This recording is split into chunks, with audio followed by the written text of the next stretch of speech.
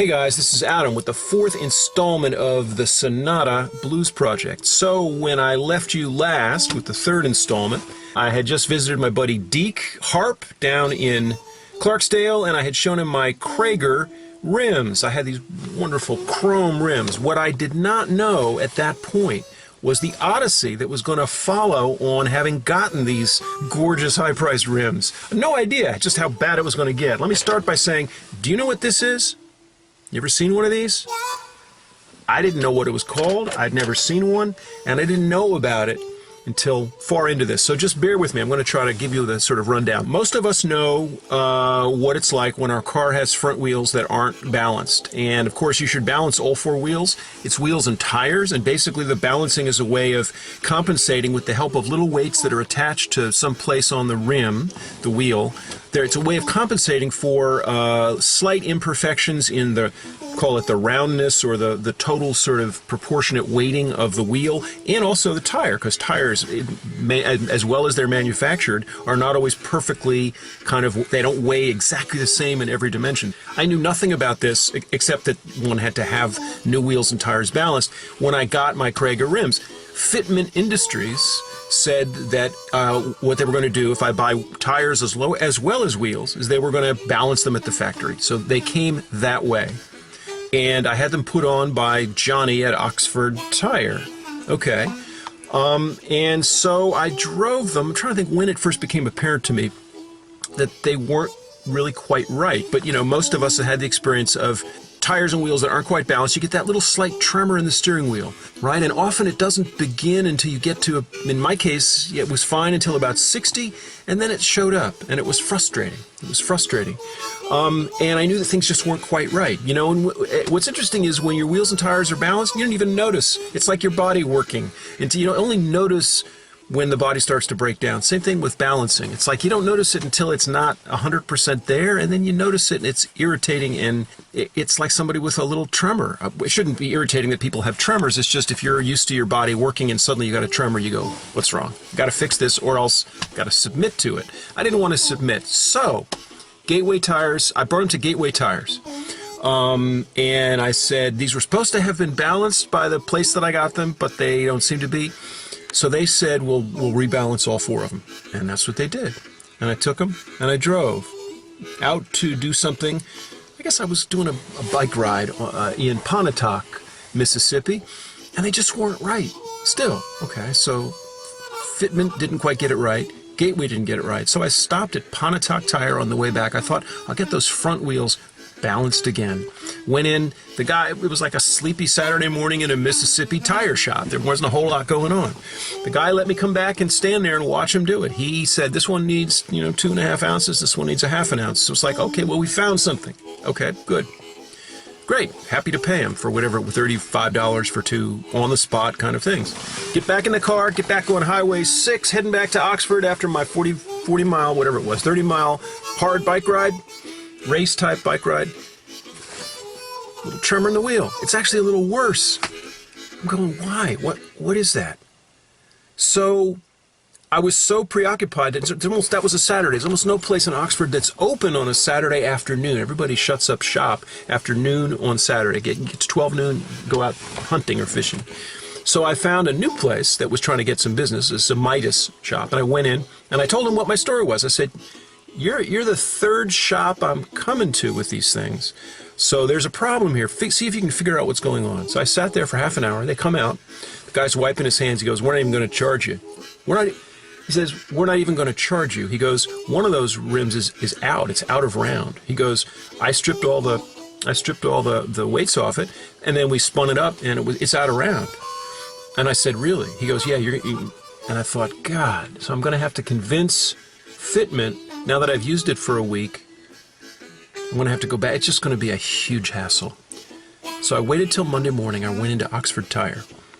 There's the guy who put them on, but I didn't have him do anything. Now I said, Johnny, Oxford Tire. Johnny's been around for a while. He used to hate when I'd come in with my old chrome rims. He goes, they're out of round. I can't balance the damn things. You got to get yourself some real rims, not the crap from Memphis, that kind of thing. All right, so I said, Johnny, you're my last chance. I said, I should have come to you first. Now, you know, you've seen the rest, now it's time for the best. I told him what the problem was. He said, we'll take him in, we'll see what we can do. And I sat there for an hour, and the young guy comes out and says, your car's ready. I go, great, what'd you find? I said, was anything out of round? I said, the competition down the block said one of these. No, we didn't find that. And, you know, this should be okay, should be. I said, great, paid the money. That's my 4th place. After Fitment, it's my 4th place. I've gone to Gateway, I've gone to Pontotoc, I've gone to Midas that wouldn't even touch him, and now I've gone to Oxford Tire. Every place in my town. Get out on the highway. A little better, still not quite right. Just not quite right. Just that little vibration between 65 and 70. So I let it sit for 3 weeks. I said, look, I'm just going to have to accept, you know, you got pretty wheels. And there's a lesson here for you harmonica players, trust me. You got pretty wheels, you got to just take advantage of the fact that, you know, it's not going to be a perfect fit. And then it preyed on me, and so I thought, well, I had done a lot of research, and it turns out there's several different kinds of machines that people use. One kind of machine, it's a road, I think it's called road weight balancing, and so they have a roller that pushes against the tire as they spin it up. And this is supposed to sort of compensate for the fact that, you know, when they balance tires, there's no pressure being applied to them, but when they're actually rolling, there is pressure. So somehow it's more precise. And this was one of the only places around that had that. So I went up to Byhalia. That's Byhalia, Mississippi. Around here, it's just Byhalia. I've played a festival up there at one point, and I pulled into this place, and so now I'm saying, look, I told you guys you're not the first to deal with these tires. I'm having an impossible time balancing these things. I hope you can do it with your road weight. They go, well, the Oxford Tire should have had a road weight. I said, but you guys do have it. And so I wait outside, and then a young guy has put it up, and he says, come here, I want to show you something. And he had the wheel off, and he said, so look, you've got these custom rims, Cragar rims. He goes, your hubs are a certain size, and if you had their standard Hyundai Sonata wheels, they would just fit right on the hub. And then we bolt the 5 bolts, and then these Cragars are slightly bigger than the hub. He goes, now it's not much of a problem, but it means you got to have perfect alignment with those 5 bolts, and it's what we call like bolt centric, right? It's the bolts that are basically holding it in place, and it could easily be slightly off. Or if you really accelerated fast, he said, so what you need hub rings. He didn't show me a hub ring, I don't think. He just said, you need a ring that fits in. He goes, they're called hub rings. I said, hub rings. Now, he was the first shop to mention hub rings. Fitment Industries, which has a huge social media presence, they think of themselves as sort of the place that young bloods go to get really cool rims and tires and just trick out your car. They didn't say anything about the need. Initially, when I went online and said, I like these rims, it said, your rims are going to be, it said something about the rims will be, they may be too big, they may be too big, but talk to your, well, now I understand. It's just that the fit's not exact. They're like universal. So they're for hubs that are range of sizes. They're done a little bit too big, and then you need this thing, and this fits on the hub, right? I'll show you, I'll get some stills. It fits on the hub. It fits on the hub, and then the wheel, the steel of the wheel goes here. So, all right, hub rings. I said, really? He goes, yeah. He goes, you can get them up in Memphis. So I went up to Memphis, was almost killed, actually almost a head-on collision. I just narrowly missed. These are 67.06 to 72.6, or reverse. So what these are is these match a hub size of 67.06 with a wheel size, the hole in the wheel, of 72.6 millimeters. So we're talking about, like, it fills about 5 millimeters. This fills 5 millimeters, that thickness. And then you're locked on, and you're dead on. And I thought, wow. So I went up to Memphis. I went all the way to Memphis from Byhalia and found a place that had, it's like the real custom rim shop type thing. They didn't have the exact thing. The guy was like, you can try this. You might want to shave them off. Didn't work. So I brought them home. I paid $35 for 4 plastic, really expensive, hard, tough auto-grade plastic. Didn't work, but I went online, and it was easy to solve the problem. I said, what's the hub size for standard Hyundai Sonata 2008? Found it. Then I went and looked back at the rims that I had. What's the hub size? What's the wheel size on those rims? And then I went and I put hub rings, buy hub rings. And I went and I was able to order the right size hub ring. They came in about a week. They came in about 4 or 5 days. I was hot, and I jacked up my car one wheel at a time, took off the, I know how to do it, took off the wheel, don't have a power gun. It was like all 5 of those things leaning on the jack, and took it off, went on to YouTube. Hub rings. You can find all kinds of helpful videos on YouTube. And the guy said, yeah, you want to put a little grease on both sides, put a grease on the hub. I'm not much of a mechanic, but I used to traffic in go-karts, so it was a lot of work. They're heavy, the wheels and tires are heavy, but by God, the hub rings that I got, grease them, they just fit right in, the wheels fit right on. I bolted them back, got out on the road. Now you want to know, did it solve the problem? Mostly. Better. Not 100%. And by the way, coming out of Behalia, the guy said, well, if you don't have hub rings, they should still be better, because he rebalanced them.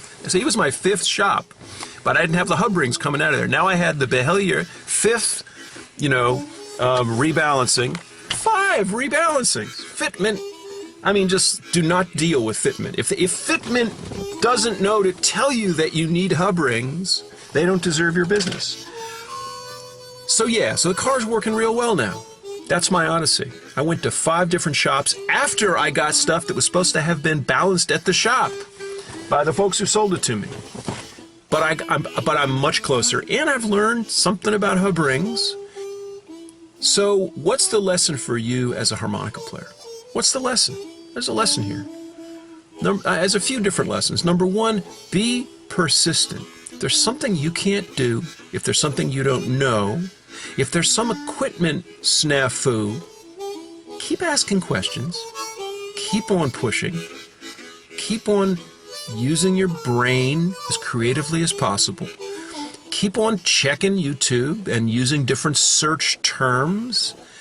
Trust that you may come across a video or two on YouTube that's going to solve the problem, or that's going to totally blow your mind open, it's going to enlighten you, rip you out of Plato's cave, and is going to reveal to you that the people who are supposed to be professionals often don't know what the hell they're talking about. So I would say if the single biggest lesson is, and for harmonica students, consult a range of professionals. Don't assume that Gussow knows everything. Don't assume that Cellist knows everything. Don't assume that Liam Ward or Tomlin Leckie or any of us know everything. Keep your mind open. Keep asking questions. Don't assume Dennis Grunling and Jason Ritchie and Sugar Blue. None of us know everything. We need to remain reality-based. And it may turn out that if you keep, that what it was with me was like one last try. I got up on a Saturday morning. I'm going to make one last try. It seems crazy to go 45 miles to Behalia to get my tires rebalanced. Well, but what it was is it taught me that the one thing I really needed to know, hub rings, the thing that ensures the fit. Anyway, now you know. That's like chapter 3A, I guess, or 3B. Anyway, this is Adam with more of the Sonata project to come. It's going to be really fun now. And by the way, what I forgot to tell you is I did get the windows tinted, so maybe you can see. Windows tinted. First question of the guy, it was a local guy, first question, and I'm not going to talk about his name, but the first question he had for me is, do you want to go legal or do you want to stay legal, I think was the question. And I thought about it, and I ended up going for legal, but not because it was legal, interestingly enough, and I didn't put anything on the front window. I went for legal because I actually thought that, and I went for carbon, not, what's the other one, ceramic, different grades of stuff. The tinting is apparently really high-tech these days. But I decided that I didn't want to interrupt my sight at night. That's what I felt, is that if you get it too dark, you just can't see out at night. So I went for precision of sight rather than maximal apparent cool on the outside. And actually, I think this car is going to look better with just the stuff I've got now. Okay, so that's all for me. I'll come back with you with episode 5, which is going to be the big one, the one about the painting. Next time you see me, I think it's going to be like reveal time. We're going to get together with Zach Rogers at Rogers Rodworks in Acru, Mississippi. Quite a shop, and I'll show you more about that next time. Bye-bye.